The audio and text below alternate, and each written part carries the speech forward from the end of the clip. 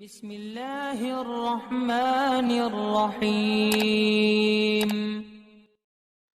وعلیکم السلام ورحمۃ اللہ۔ ان کا پوچھنا ہے سورہ توبہ کے شروع میں بسم اللہ کیوں نہیں، اور کوئی غلطی سے بسم اللہ پڑھ لے تو اس پر کیا حکم ہوگا؟ یہ اچھا سوال پوچھا آپ نے۔ میں اس سلسلے میں دیکھتا ہوں کہ بعض حفاظ بھی اتنا زیادہ مبالغہ کر دیتے ہیں جو نرے حافظ ہیں کہ اس سورے سے پہلے سورہ بسم اللہ نہیں پڑھنا چاہیے، بعض تو ناجائز و حرام تک کہہ دیتے ہیں، تاکہ ایک عجیب بات لوگوں میں رواج پا جائے کہ دیکھو 114 صورتیں ہیں تو 113 صورتوں میں تو شروع میں بسم اللہ ہے، اس میں نہیں ہے،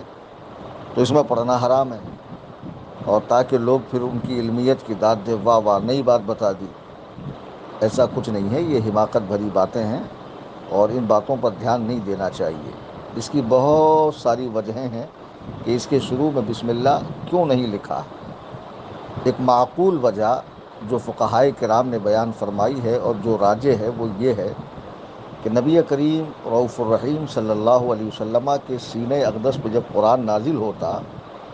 تو آپ جو کاتبین ہوتے لکھنے والے ان کو بلا کر فرماتے کہ دیکھیے بھئی یہ آیت نازل ہوئی ہے،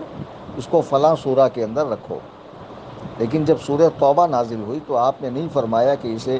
فلاں سورہ کا نام دیا جائے یا فلاں سورہ میں رکھا جائے، بس آپ نے لکھوا دیا۔ اچھا، اب اس سے پہلے سورہ انفال ہے، تو سورہ انفال کا جو مضمون ہے آخری کا اور سورہ توبہ کا جو شروع کا مضمون ہے وہ یکساں ہے، ایک جیسا ہے۔ تو اس بنا پر جب حضرت عثمان نے قرآن کریم کو جمع کیا تو انہوں نے سورہ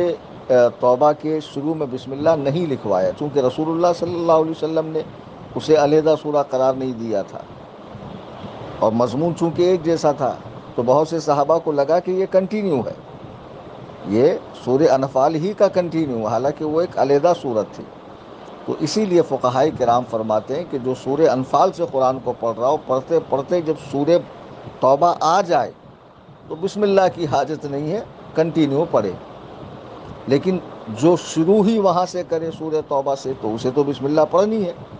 یا سورہ توبہ کو بیچ میں سے پڑھ رہا ہے، سورہ توبہ کو شروع سے پڑھ رہا ہے تب بھی بسم اللہ پڑھے، اور بیچ سے پڑھ رہا ہے تب بھی بسم اللہ پڑھے، اور جو سورہ انفال سے پڑھتا ہوا آ رہا ہے اب اسے ضرورت نہیں کہ وہ بسم اللہ پڑھے، ورنہ پڑھنا نہ ناجائز ہے